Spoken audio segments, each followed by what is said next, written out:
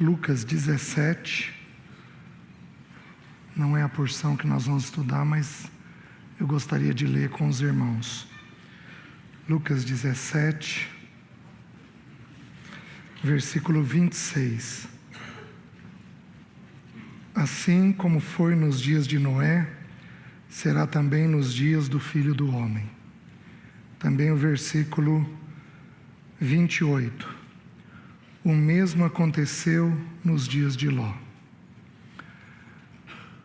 Ainda 1 Tessalonicenses, capítulo 1, versículo 10. A palavra de Deus diz assim: E para aguardardes dos céus o seu Filho, a quem ele ressuscitou dentre os mortos, Jesus, que nos livra da ira vindoura. Vamos orar? Obrigado, Senhor, por esse momento, pelo teu povo reunido. Obrigado pela tua palavra. Obrigado, Senhor, porque o Senhor se faz presente no nosso meio. Como diz o livro de Apocalipse, o Senhor passeia entre nós. Louvado seja o teu nome. Obrigado pelo teu Espírito Santo, que nos toma pela mão e nos ajuda a compreender a tua palavra, nos revela as coisas que são tuas, revela aquilo que nós somos. Senhor, muito obrigado. Senhor, precisamos da tua ajuda e do teu socorro nessa manhã. É a tua palavra, são os teus dias, são os dias do Filho do Homem. Precisamos da tua ajuda. Por isso, abre o nosso entendimento e concede-nos graça para ouvirmos e falarmos a tua palavra. Em nome de Jesus. Amém. Meus queridos, durante muito tempo eu acreditei que a morte era a única coisa que não tinha solução. Que a morte era a única certeza que todos nós teríamos. Até que o Espírito me lembrou uma coisa muito simples: e se o Senhor voltar? Então a morte deixa de ser uma certeza para nós. Então a única certeza que nós temos nessa vida é de que haverá um julgamento. Esta é uma certeza que as Escrituras nos dão. Para nós, os salvos, o julgamento do tribunal familiar, digamos assim, o tribunal de Cristo, descrito em Coríntios. Para os ímpios, o julgamento da condenação eterna. Mas o fato é o seguinte: haverá um julgamento. E esse julgamento está a cada dia mais próximo, né? Não apenas o arrebatamento da igreja, não apenas o nosso encontro com o Senhor nos ares, mas também o julgamento que Ele tem preparado para toda a humanidade, tanto os salvos quanto os ímpios, né? Lembrando, os irmãos sabem disso tão bem quanto eu, que os ímpios é um julgamento de condenação. Para nós não. É um julgamento das nossas práticas, da nossa conduta nessa terra. E o Senhor nos diz, no livro de Lucas, que assim como foi nos dias de Noé e nos dias de Ló. Então nós precisamos entender que o Senhor, Ele separou 2 momentos para explicar para nós como é que vai ser esses últimos dias, os últimos tempos. Então Ele separou 2 épocas. Ele separa Noé e separa Ló. Mas o interessante é que quando Ele separa não apenas 2 homens, mas Ele separa 2 famílias. Vai um pouco mais longe do que a gente imaginou. Por quê? Porque a questão da salvação, ela não é apenas individual. Deus chama pessoas. Mas o grande alvo de Deus é que desde essa terra nós aprendêssemos a conviver em família. Aprendêssemos quem Deus é pelos papéis. O papel do homem, o papel da mulher, o papel de um pai, de uma mãe, de um filho. Deus usa textos e mais textos nas Escrituras, se comparando com estes papéis. Meus queridos, Deus é tão amplo ele é tão vasto, ele é tão maravilhoso, que ele precisa usar uma gama enorme de comparações para a gente poder ir entendendo uma faceta de quem ele é. Então ele usa, por exemplo, a figura do pai no Novo Testamento. Ele usa a figura do filho. Ele usa a figura do casamento, do papel do homem, do papel da mulher. Ele vai usando figuras para poder ampliar a nossa compreensão de quem ele é, da maneira pela qual ele age, da maneira pela qual ele faz as coisas. Deus é tão específico que tem textos onde ele se compara ao papel de uma mulher, para mostrar como ele é vasto. Ele diz assim: pode porventura uma mãe esquecer-se de seu filho que acabou de nascer? Eu, porém, nunca me esquecerei de vós. Ele usa uma figura simples. Nós pais, em geral, esquecemos dos filhos, mas a mãe esquece. Gente, ela não faz nada sem ter o filho na cabeça. Ela não faz nada. Se um filho passar mal, aqui dentro ela sabe que alguma coisa está acontecendo, porque é do instinto da mulher, e Deus toma esse instinto para mostrar como que é um instinto dele. Eu não me esqueço de vós. Então, Deus tomou aqui duas famílias em duas eras, e o meu encargo é mostrar essas duas famílias mais do que as eras, mais do que as épocas para vocês. Então, nós vamos dar uma olhadinha. A primeira família que nós vamos ver vai ser a família de Noé. E depois nós vamos ver a família de Ló. Nós temos nas Escrituras 3 julgamentos bem pontuais que Deus fez. Obviamente que ele fez muito mais do que esses 3.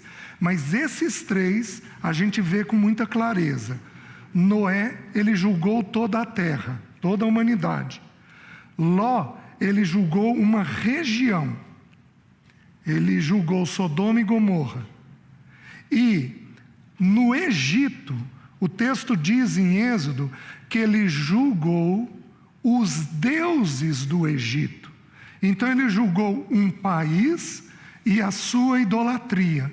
E ali também nós teríamos lições para aprender do julgamento que Deus trouxe, da batalha espiritual que houve ali no Egito. Porém, o Senhor lançou mão desses 2 exemplos. É os 2 exemplos que nós vamos nos concentrar.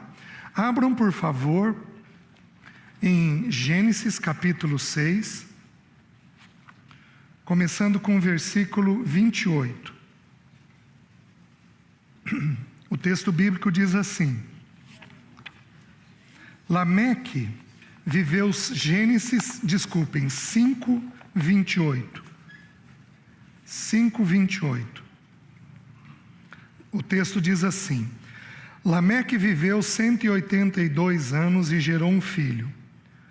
Pôs-lhe o nome de Noé, dizendo: Este nos consolará dos nossos trabalhos e das fadigas de nossas mãos, nesta terra que o Senhor amaldiçoou. Depois que gerou a Noé, viveu Lameque 595 anos e teve filhos e filhas. Todos os dias de Lameque foram 777 anos e morreu. Era Noé da idade de 500 anos e gerou a Sem, Cão e Jafé. Como se fora multiplicando os homens na terra e lhe nasceram filhas, vendo os filhos de Deus que as filhas dos homens eram formosas, tomaram para si mulheres, as que dentre todas mais lhe agradaram. Então disse o Senhor: O meu espírito não agirá para sempre no homem, pois este é carnal, e os seus dias serão 120 anos.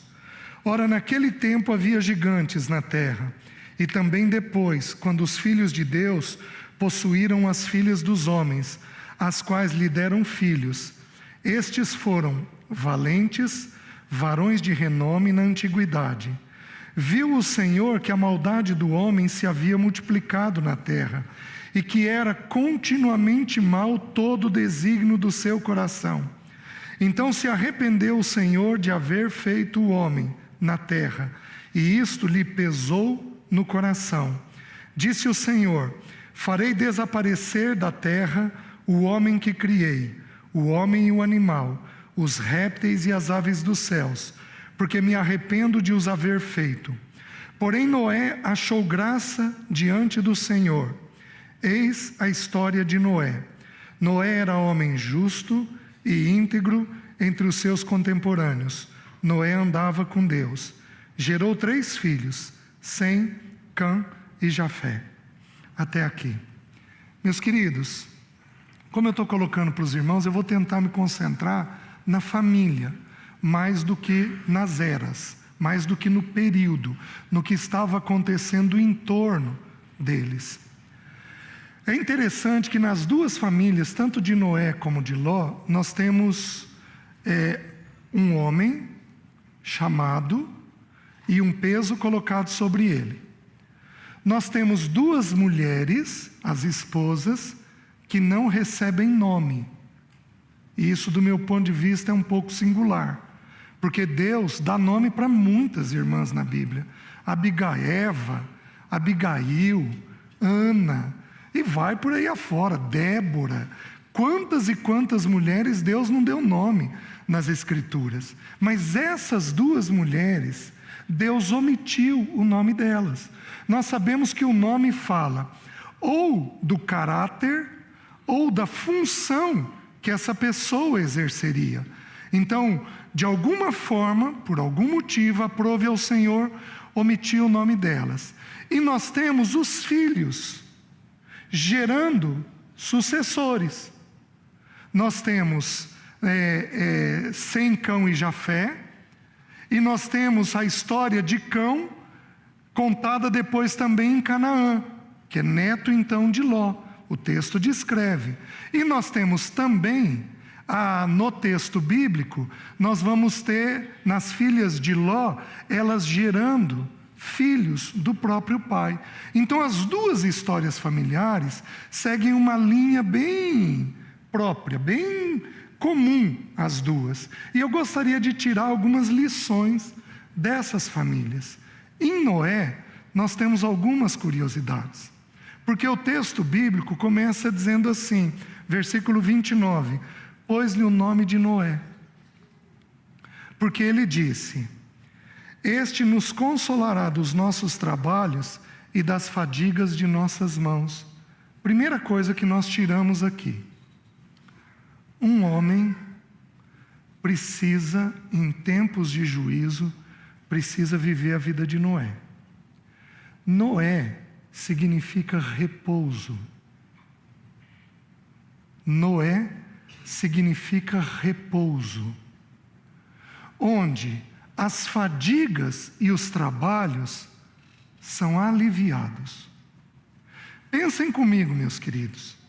O tempo dos fins é um tempo em que haverá guerras e rumores de guerras. Nós desconhecemos, nós aqui no Brasil, desconhecemos a natureza da guerra. Nós vivemos aí, um pouco antes de 64, uma turbulência na nossa sociedade, que depois o exército veio e colocou ordem lá, uma ordem aí aparente, colocou uma ordem. O máximo que nós vivemos perto da guerra foi isso daí. Mas nós desconhecemos o que é a natureza da guerra. Pensem comigo. Quantos juízes não deixaram a Síria e estão morando em acampamentos? Quantos médicos não deixaram a Síria e estão morando em acampamentos? Quantos empresários perderam tudo o que tinha e estão morando em acampamentos, dependendo de alimentação doado por outros? Meus queridos, nós desconhecemos o que é a natureza da guerra. Nós, porque vivemos o período do fim, nós, pela televisão, temos uma noção. Nós temos cenas chocantes que a gente vê, o nosso coração fica apreensivo por essas coisas, mas nós ainda não vivemos o que é um período de guerra. Particularmente, eu acho que o nosso continente viveu um risco. Vocês sabiam que um pouco antes do Hugo Chávez morrer, a Marinha Russa veio fazer exercícios militares ali? No mar da Venezuela? O programa que eles tinham de estabelecer toda uma liderança específica aqui na América Latina era muito clara. E o Senhor impediu isso, para continuar prosperando o Evangelho de acordo com o propósito do Senhor. Então, o que acontece no tempo dos fins? No tempo dos fins, existem muitas guerras, muitas disputas. Se a gente pudesse estudar os pecados dos tempos dos fins, a gente ia ver que as pessoas seriam, o texto descreve, desobedientes aos pais, atrevidos. Hoje é o que nós temos. Você não tem mais o respeito de quase ninguém. Hoje uma criança zomba de um adulto. Então nós vivemos uma tensão contínua entre nós. Então nós vivemos esse espírito de enfrentamento que é um espírito maligno. Não é próprio de Deus, é próprio de Satanás, porque ele enfrentou a autoridade de Deus. E à medida que nós enfrentamos esse período, nós vamos entrando nesse período, o nosso coração vai ficando esgotado. Nós temos filhos hoje que desrespeitam os pais de um jeito inimaginável, mas inimaginável há 15 anos atrás. Na minha geração, que eu era criança, se um filho tivesse um nível de desrespeito por pai ou por mãe, ele apanhava. E ele aprendia a ser adequado, porque ele era disciplinado. Hoje em dia você não pode fazer absolutamente nada. Então o enfrentamento, que é o início da guerra, é uma característica desses tempos. Porém, a família de Noé tinha repouso. O lar da gente tem que ser um lugar de paz. Homem, presta atenção, abandona a ira, deixa o furor. Isto certamente não acabará bem, diz o salmista. Nós precisamos abandonar a guerra das nossas casas. Nós precisamos arrancar a guerra pela raiz, porque no tempo dos fins, a maneira de sobreviver é pela paz. Então, as nossas casas deveriam ser casas de paz. E quem precisa promover este ambiente, em primeiro lugar, é quem? Nós, os homens. Porque Noé significa repouso. Os irmãos estão entendendo? Nós podemos ter, imagina Noé, imagina o enfrentamento que ele e a família tiveram. Ele dizendo que ia chover, nunca havia chovido. Ele era um louco na sua geração, considerado um louco na sua geração. Imagina a zombaria que os seus filhos não tiveram. Filhos, prestem atenção, especialmente aqueles filhos de líderes que se posicionam de um jeito adequado. Vocês serão desprezados, em parte, por causa do posicionamento dos seus pais. Porque você quer machucar um pai, você fere o filho. Você quer machucar um pai, você fere um filho. Sabe qual é o jeito mais eficiente de Satanás atacar uma liderança? Ele ferir os filhos dessa liderança, porque isso consome o coração, isso machuca o coração de qualquer pai, imagina então de um líder.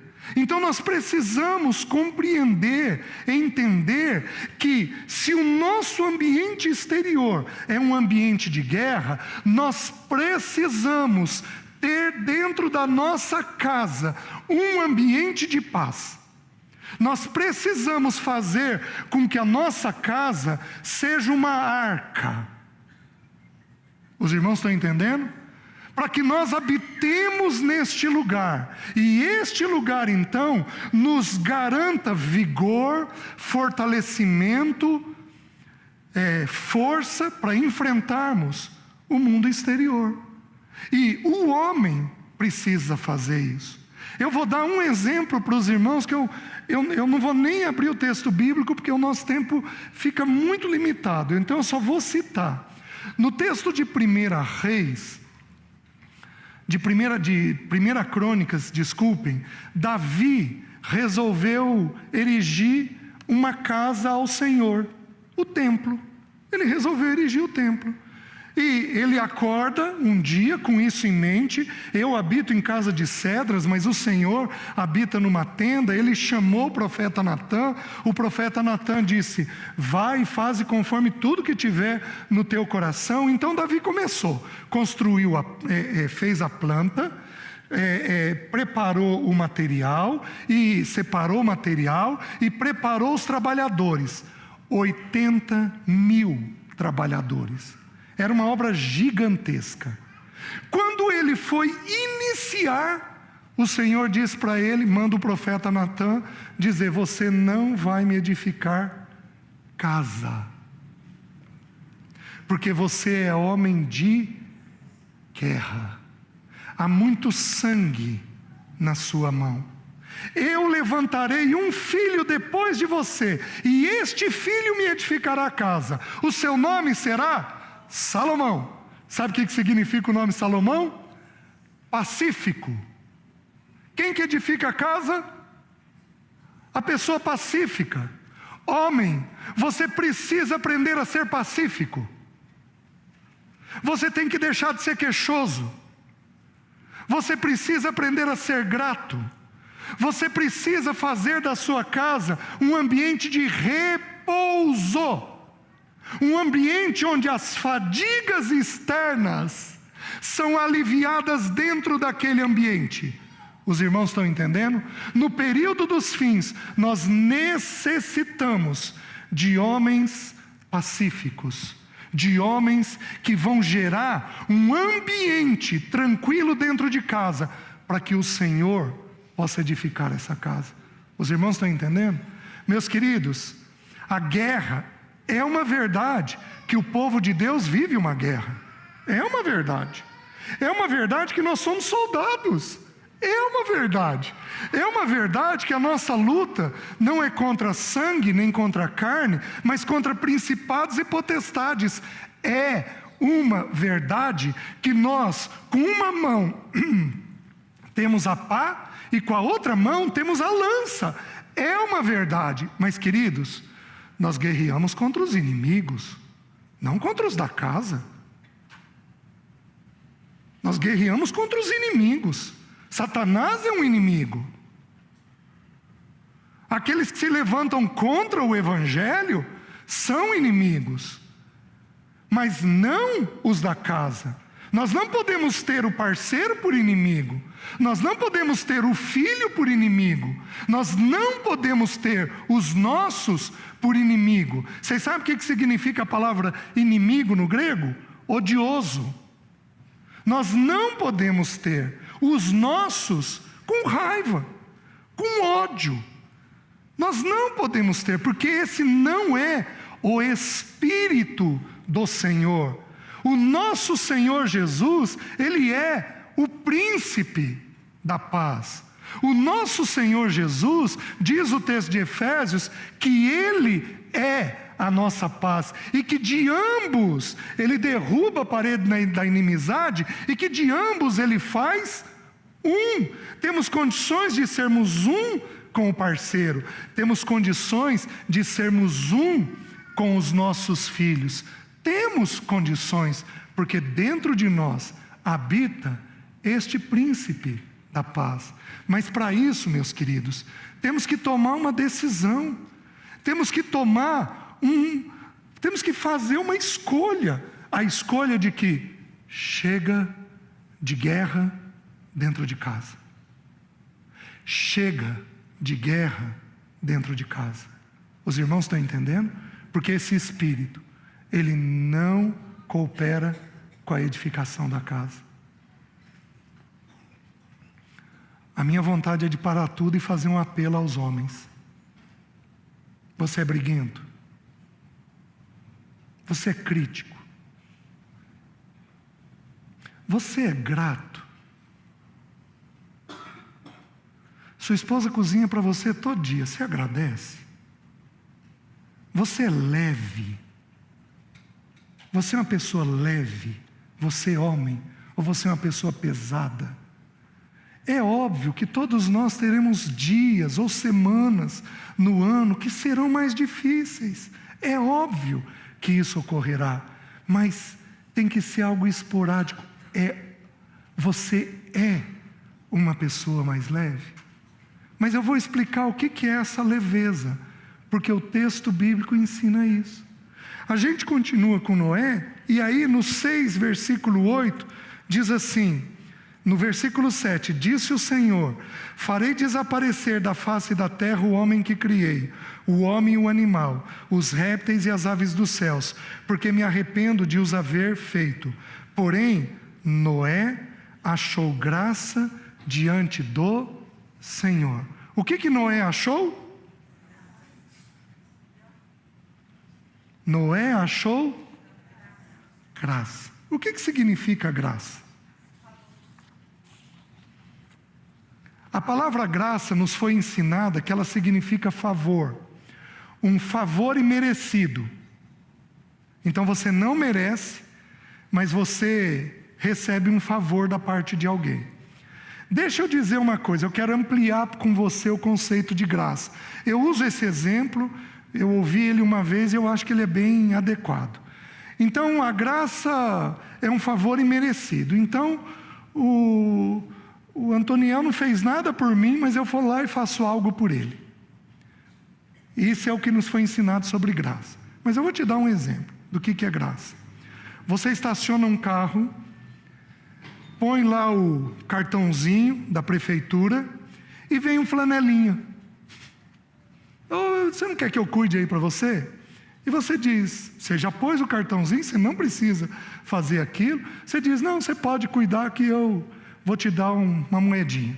E você vê que você anda um pouquinho e ele volta uma quadra e fica longe do seu carro. Ou seja, ele não cuidou do seu carro. O que seria graça no que nós fomos ensinados? Quando você volta, você pega e dá uma moedinha para ele. Ele não teve mérito nenhum, porque ele não cuidou. Mas você deu para ele algo. Mas o que é graça, do ponto de vista de Deus?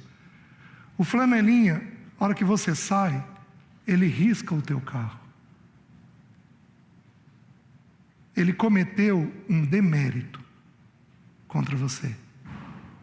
Você volta, vê o que ele fez, e ainda assim vai lá e dá a moedinha para ele. Vocês estão entendendo? Deus não fez favores para nós sem a gente ter feito nada para ele. A gente fez coisas contra ele. E ainda assim, ele vem e faz um favor a nós. Então o que houve? Noé, ele encontrou da parte de Deus para com ele, graça. E Noé então se torna um homem, por ele ter andado com Deus, ele se torna um homem cheio desta graça. Meus queridos, é uma coisa impressionante o texto bíblico. A primeira menção da palavra graça na Bíblia é para um homem, é em Noé. Sabe qual é a primeira menção no Novo Testamento da palavra graça? É para uma mulher. No Velho Testamento é para um homem. No Novo Testamento é para uma mulher. Maria, o anjo vem para Maria e diz assim: Maria, não temas, porque você achou graça. Então, a graça precisa ser distribuída ao coração de todos nós, de um homem, de uma mulher. Quando você abre em 1 João, diz que o Filho de Deus desceu a nós cheio de...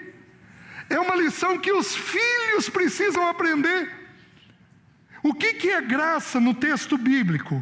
Graça significa, no Velho Testamento, favor. Mas olha outra descrição: charme, elegância. Não é charme e elegância no sentido de vestimenta.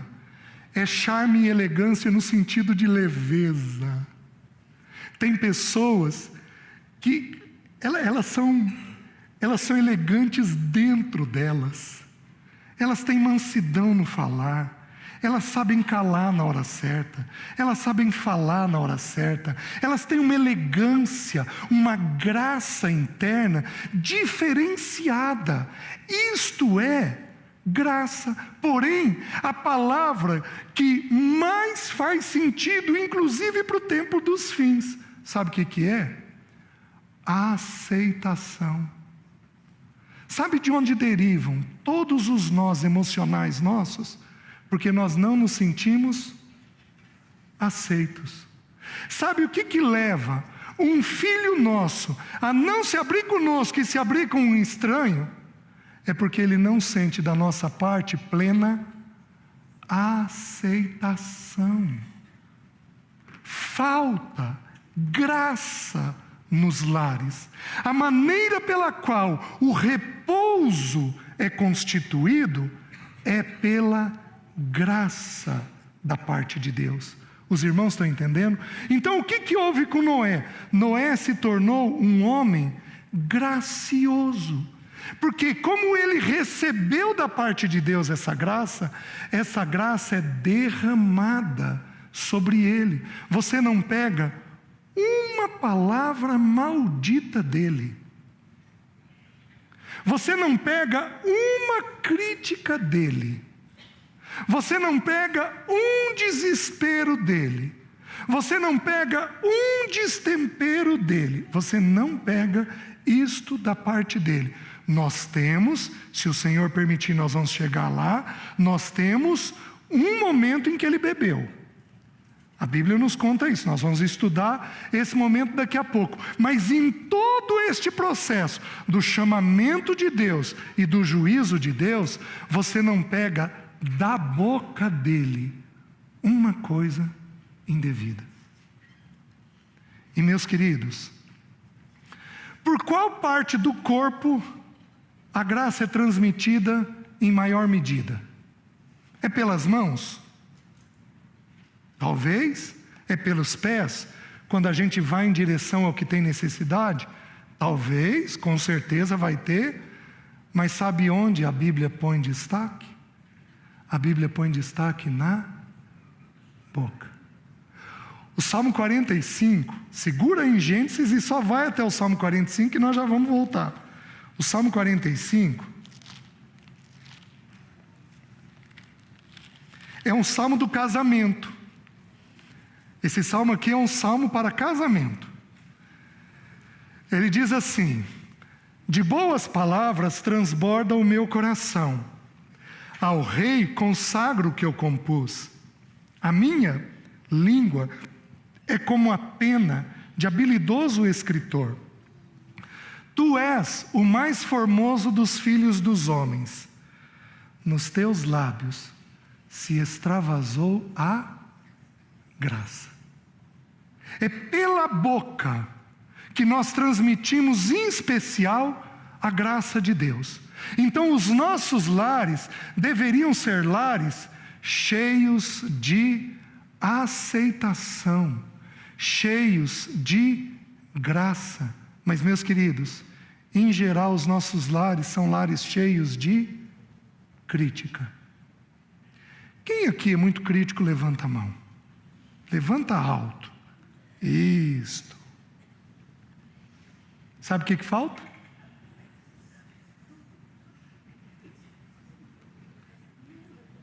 É um lar que tem repouso? Não. Porque na crítica você repousa? Não. Meus irmãos, tem momentos em que nós temos que chamar e criticar? Tem. Mas nós vamos fazer isso no momento certo. Nós não vamos fazer isso o tempo todo. Nós vamos repreender, nós vamos exortar, nós vamos edificar, nós vamos fazer tudo isso, mas nós vamos fazer no tempo certo e da maneira certa. Falta-nos graça da parte de Deus. E queridos, se não tivermos, os nossos filhos não aguentam o ambiente familiar. Você pega um mundo como esse, globalizado. Você pega um mundo como esse, que com R$1.500 você vai até os Estados Unidos e volta. Você pega um mundo como esse, onde você faz coisas e mais coisas com um pouco de dinheiro, onde parece que o quintal da gente virou o mundo. Você pega um mundo como esse, onde você acessa 5 jovens de outros países e joga online com eles e se relaciona com eles. Empresta uma arma, recebe um bônus, e você conversa, elogia, agradece, você faz isso. Meus queridos, você pega isso, se o nosso lar não tiver graça, nossos filhos se enfiam dentro do quarto. Mas eles vão fazer isso, porque eles vão buscar um ambiente onde eles tenham plena aceitação. A aceitação é uma necessidade do ser humano. Quando Jesus veio e ele inicia o ministério dele, o irmão Cláudio citou ontem, as 2 vezes em que o Senhor recebe a voz do Pai, a primeira e a segunda, este é meu. A palavra meu significa pertencimento, aceitação. Você é meu e ninguém põe a mão em você. Eu tenho prazer em você. Meus queridos, este deveria ser o lar nosso, um lar de plena aceitação. Nós somos pecadores, nossas mulheres são pecadoras, nossos filhos são pecadores, porém nós vamos aceitá-los como são, e com a graça de Deus nós vamos ensinar o caminho da cruz, com a graça de Deus nós vamos ensinar o caminho da santidade, com a graça de Deus nós vamos lavá-los, limpá-los. Nós, homens, precisaríamos ter esse entendimento, o entendimento da graça redentora de Deus. Os irmãos estão entendendo? O assunto é tão desesperador que se não cuidar eu já vou perdendo a graça.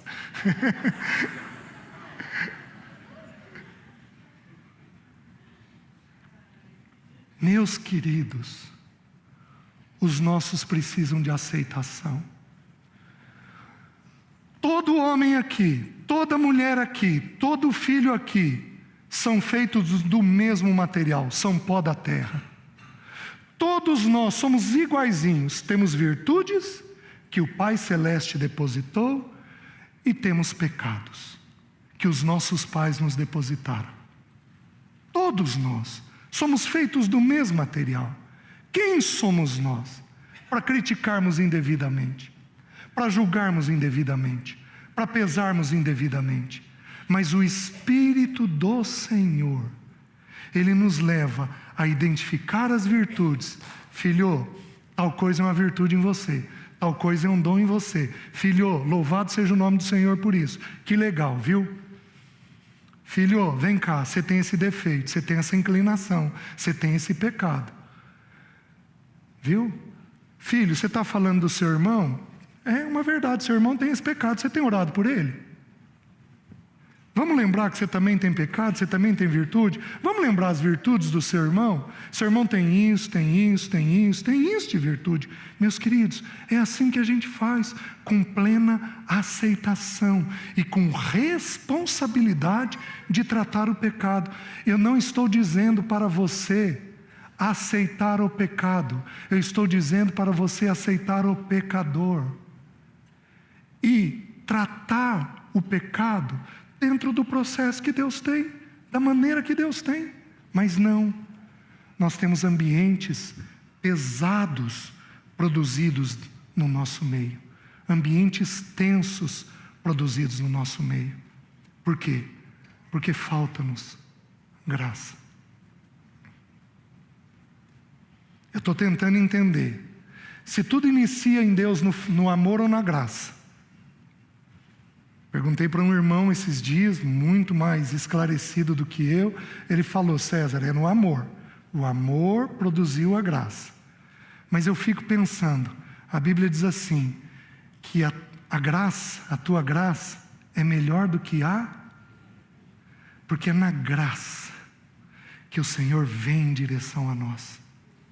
Ele vem em direção a esses pobres pecadores.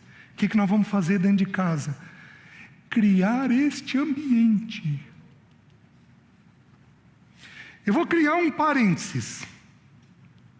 Eu vou falar de uma doença da atualidade, que vai tocar muitas famílias aqui. Alguns dos nossos filhos são mais sensíveis. Eles são mais sensíveis. Eles se machucam com mais facilidade. Pesa dentro deles o ambiente, porque eles são mais sensíveis. Ou eles são mais sensíveis, ou eles são mais perceptivos. Eles têm uma percepção da vida maior. Então tem filho de 6 anos de idade que sabe dizer se o olhinho da mãe está triste. Que sabe dizer se tem algum tema perigoso. Os pais têm uma briga, ele pergunta assim: vocês vão se separar? Com 6 anos de idade. Nunca foi falar de separação em casa. Mas é porque ele tem uma percepção diferenciada. Tem filhos que têm, seja uma inteligência, seja uma percepção diferenciada. O que acontece? Se a casa é mais tensa, o que esses filhos fazem? Se recolhe. Antigamente, 1, 2 gerações atrás, esse filho era tido por tímido. Então, aos 13 anos de idade, ele tinha timidez. Ele ia para a escola com um pouco de dificuldade, ele brincava com um pouco de dificuldade. Mas há 2, 3 gerações atrás, a brincadeira não era dentro de casa, a brincadeira era fora. Era brincar de pique-esconde, de esconde-esconde, era brincar de subir em árvore, de descer com um carrinho de rolemã. Então, se essa criança quisesse brincar, ela tinha que sair. E ela enfrentava um pouco a timidez dela. Hoje, o que aconteceu? Ela tem a timidez. Eu trouxe por causa do horário, irmãos, meu relógio parou. E ela tem o celular. E ela começa a olhar o celular. E aí dá 13, dá 14, dá 15 anos, e ela descobre jogo online. E ela descobre que no jogo online, ela pode conversar com as pessoas. E neste jogo online, as pessoas vão dando plena aceitação para ela. Oh, que legal, combinamos, tá hora de novo, a gente vai lá. Oh, cara, olha aquela jogada que você fez, o que você conquistou. E o cara achou um grupo. Um asiático, um americano, um europeu, um africano, e ele jogando. E ele vai criando o hábito. E como ele está em idade de formação, o cérebro vai ficando treinado a ficar fechado, a ficar dentro de casa. Sabe o que tiraria ele de dentro do quarto? Um ambiente de repouso. Sabe o que empurra ele para dentro do quarto? Um ambiente tenso. Os irmãos estão entendendo? A graça, ela é restauradora. O repouso, ele é restaurador. É impressionante como que a graça torna tudo leve e traz a presença de Deus de um jeito mais vigoroso, mais poderoso. A presença de Deus vem quando nós encontramos esse coração gracioso.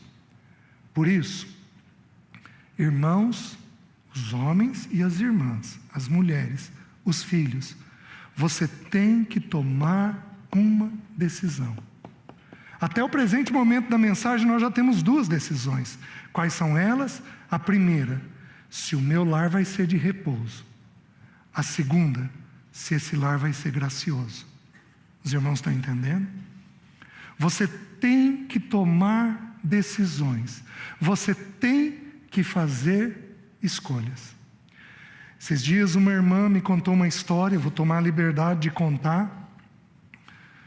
Na virada do final do ano, eles tiveram uma reunião familiar, algum irmão partilhou um texto bíblico e disse que esse seria um ano de escolhas. E essa irmã, uma jovem, com filhos pequenos, ela voltou para casa e ela acessou o celular dela e o celular dela pifou, parou de funcionar. E ela tentou, e ela não conseguia fazer o celular funcionar. Tá bom. No dia seguinte, ela acordou, pegou o celular, foi ligar e o celular não funcionou. E ela fez uma oração.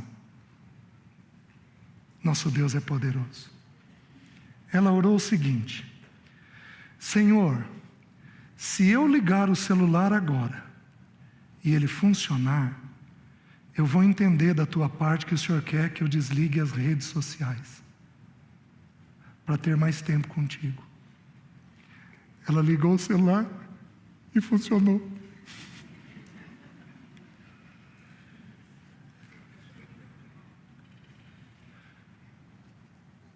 A palavra que estava na mente dela era a escolha. Qual é a escolha que você vai fazer? A primeira escolha: nosso lar tem que ser um lugar de repouso, porque é a maneira que temos de sobreviver aos tempos dos fins. Meus irmãos, se o nosso lar for de guerra, é igualzinho o tempo dos fins externos. Tem que ter um diferencial.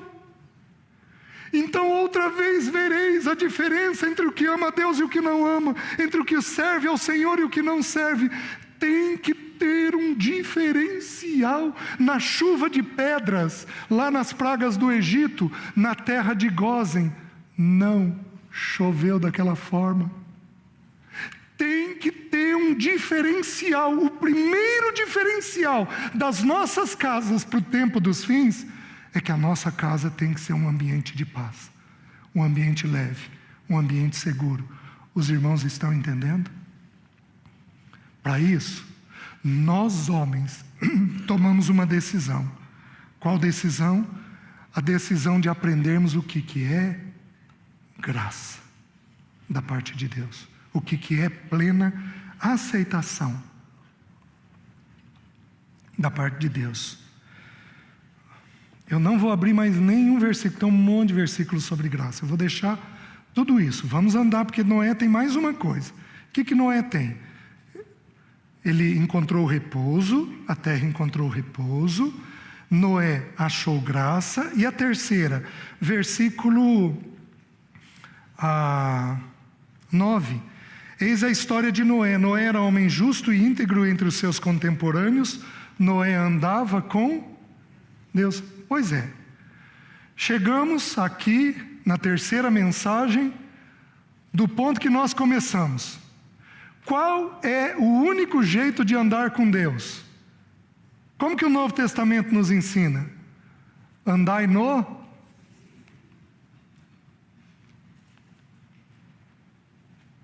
Andai no Espírito, e jamais satisfareis aos desejos da carne, as concupiscências da carne. O único jeito de andarmos com Deus é andarmos no Espírito. Quem que anda no Espírito? Aquele que anda segundo a natureza do Espírito. É uma pena que não daria para a gente estudar. Qual é a natureza do Espírito? A Bíblia responde. Por exemplo, a Bíblia diz assim, que o Espírito, ele é santo. Então, o que é andar no Espírito? É andar em santidade. Porém, o texto diz que ele também é Espírito da verdade. O que é andar no Espírito de acordo com isso? É andar dentro da verdade. Você tem verdades a serem compartilhadas? Você tem pecados escondidos? Tem coisas ocultas? Tem coisas guardadas? Não tem jeito de andar com o Espírito, porque é contra a natureza do Espírito.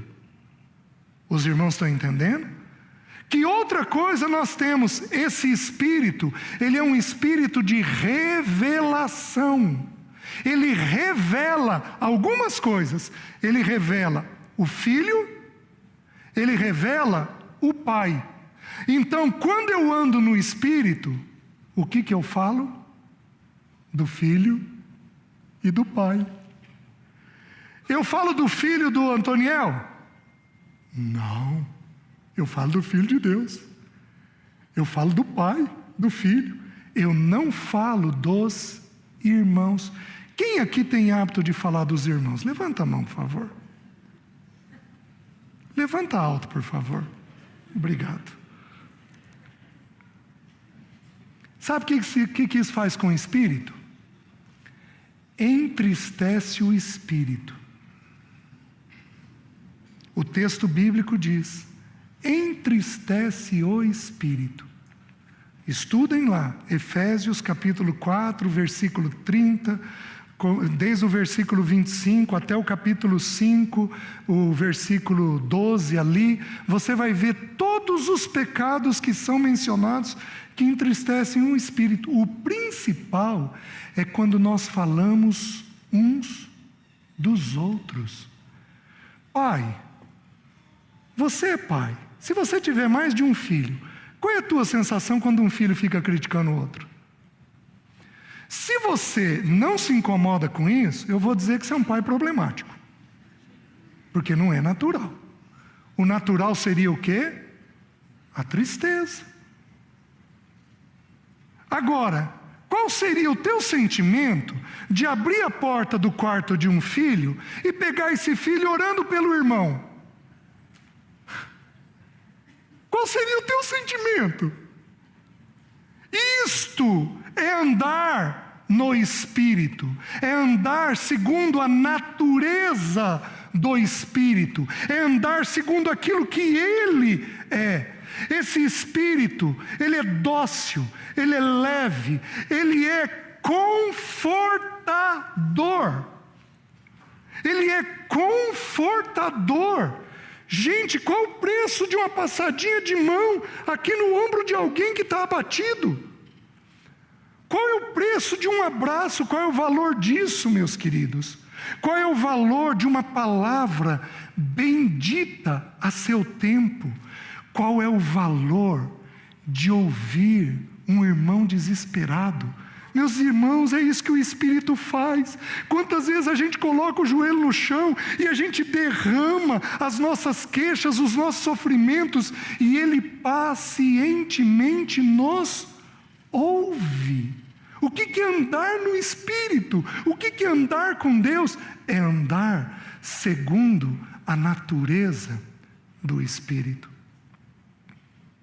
Os irmãos estão entendendo? Para a gente entender isso e comprovar isso, vamos até o capítulo 9, versículo 20. Gênesis 9, versículo 20. Sendo Noé lavrador, passou a plantar uma vinha. Bebendo do vinho, embriagou-se e se pôs nu dentro de sua tenda.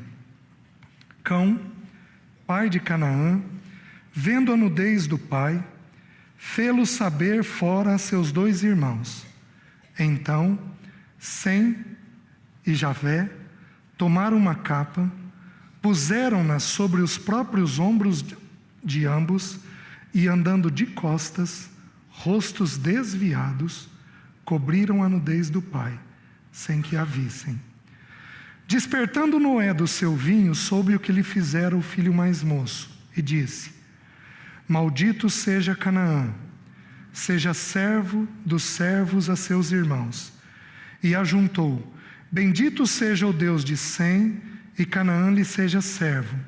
Engrandeça Deus a Javé, e habite eles nas tendas de Sem, e Canaã lhe seja servo. Noé, passado o dilúvio, viveu ainda 350 anos. Todos os dias de Noé foram 950 anos e morreu. Meus queridos, desses 3 filhos, 2 filhos tinham muita discrição, muita discrição. Se nós fôssemos estudar a questão do ombro nas Escrituras, quando o sacerdote trazia os nomes, as pedras de Israel com os nomes gravados, ele trazia onde? Ele trazia no peito, no coração, e ele trazia nos ombros. Nós precisamos trazer os irmãos nos ombros, para nós sustentarmos os irmãos, para nós nos colocarmos debaixo deles e trazermos sustento para a vida deles. Então o símbolo aqui é um símbolo lindo. O que houve com esses 3 irmãos? Um zombou.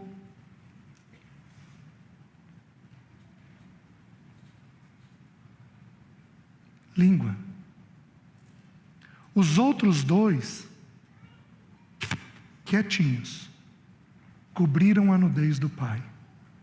Sabe o que o texto bíblico diz? Que aquele que encobre o pecado adquire amor. Eles estavam amando o pai. Então aqui deixa eu falar uma coisa. Deixa eu falar um pouquinho sobre a mãe desses meninos.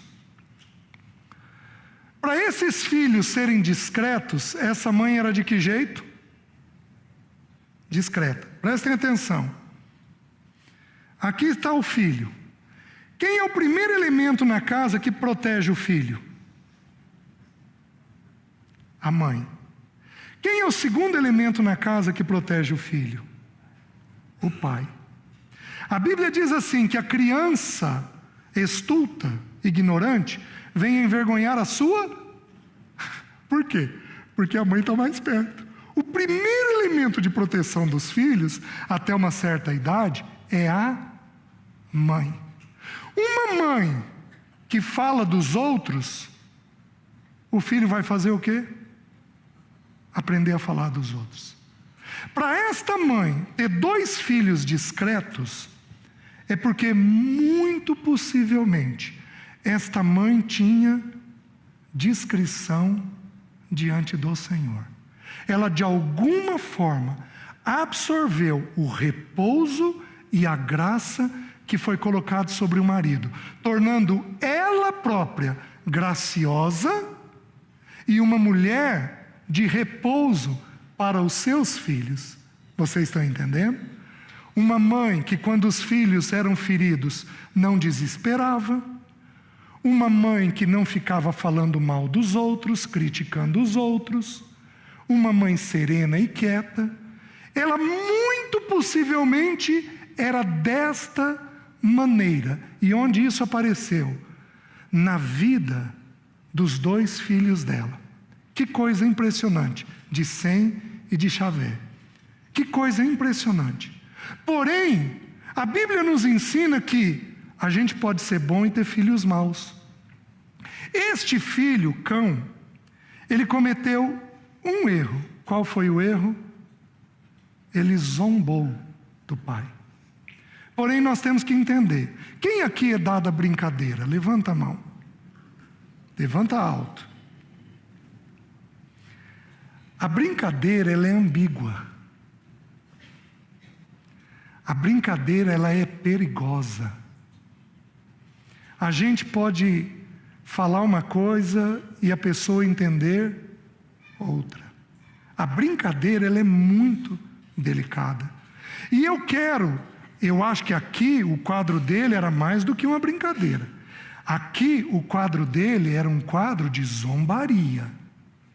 E aí eu queria deixar um texto com os irmãos. Abram em Provérbios 21, 24.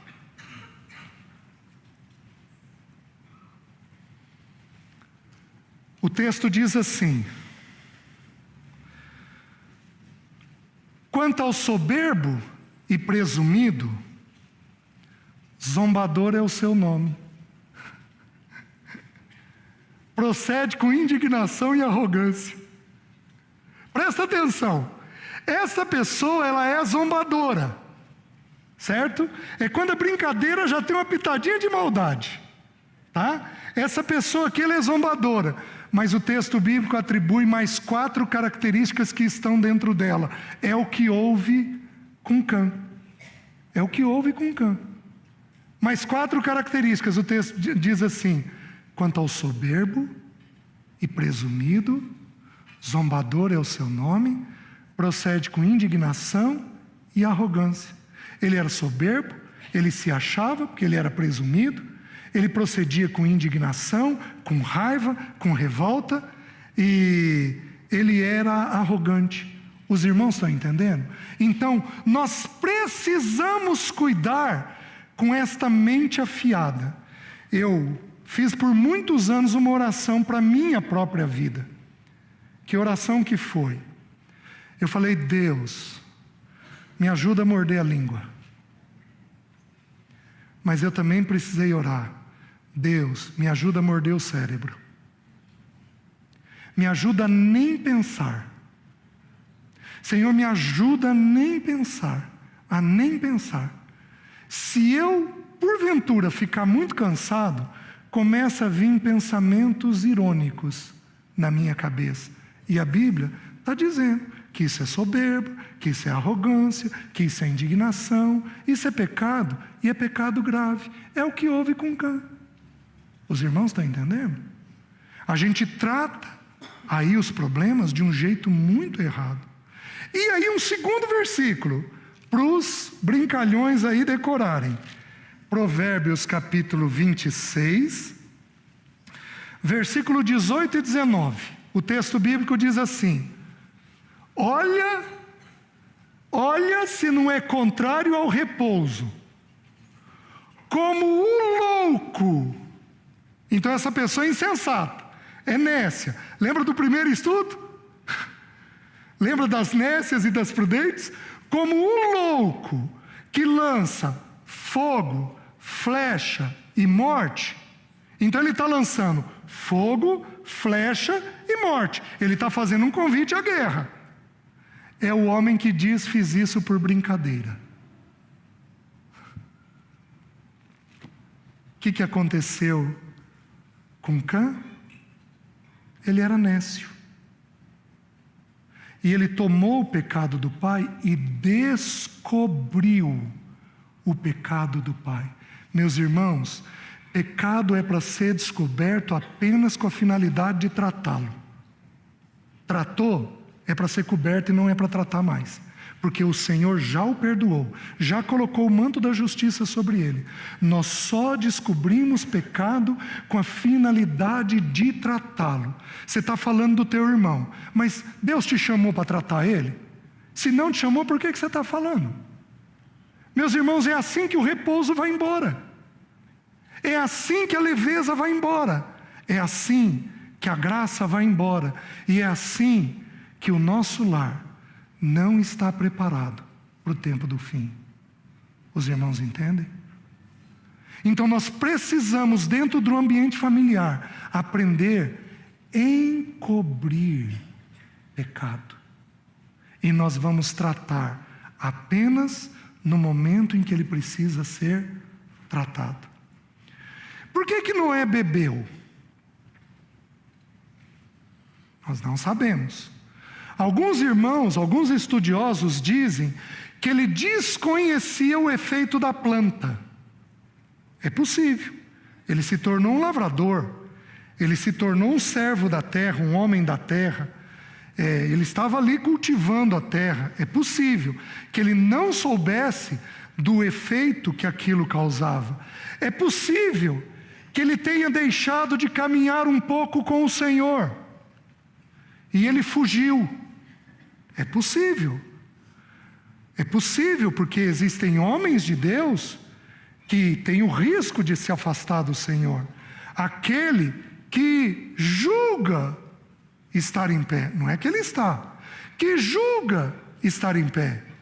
Cuide para que não caia. Então, mesmo um homem de Deus, como foi Noé, está sujeito a uma queda. Meus queridos, o único jeito de cairmos é se não andarmos no Espírito.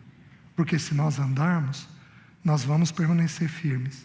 E que a bênção de Deus seja estendida aos nossos filhos e aos nossos netos, se nós cuidarmos com o repouso, com a graça e com o andar no Espírito. Amém, irmãos? Vamos orar. Curva sua cabeça.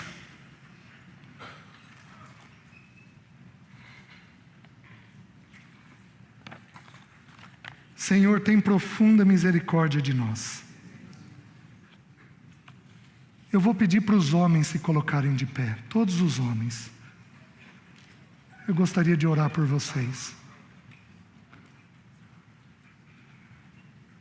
Senhor, em nome de Jesus, visita esses homens, do mais novo ao mais velho. Tem misericórdia de nós. Eu, junto com eles, peço a tua misericórdia. Perdoa-nos porque temos sido críticos. Perdoa-nos porque não temos sido gratos. Perdoa-nos porque não temos aceitado os nossos como o Senhor aceita. Senhor, perdoa-nos, perdoa-nos. Visita-nos, aspergindo água aos nossas mentes e aos nossos corações.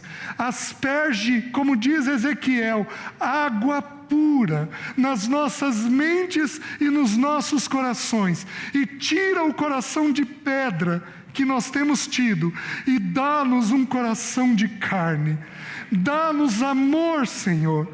Dá-nos paciência, dá-nos sensibilidade, dá-nos da Tua palavra, ajuda-nos a decorar textos bíblicos, dá-nos a firmeza para sermos homens de oração. Senhor, visita os nossos corações, visita os nossos filhos que são homens, preparando eles para terem uma vida adequada na Tua presença. Espírito Santo de Deus, visita-nos, para que o Teu nome seja glorificado. Nós oramos, Senhor, em nome de Jesus. Amém. Amém. Deus abençoe, irmãos.